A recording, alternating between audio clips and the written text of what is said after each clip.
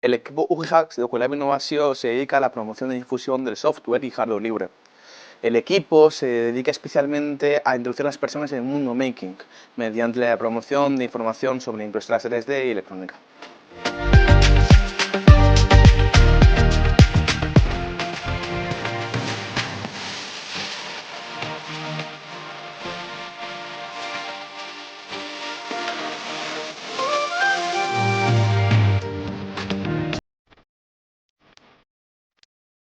Nuestro objetivo es diseñar y construir maquinarias y robots que luego puedan competir en competiciones a las que nosotros vamos, como la Hackers of Faxa, la OSDEM, la National Cyber League o la 3D Printer Party de Mac.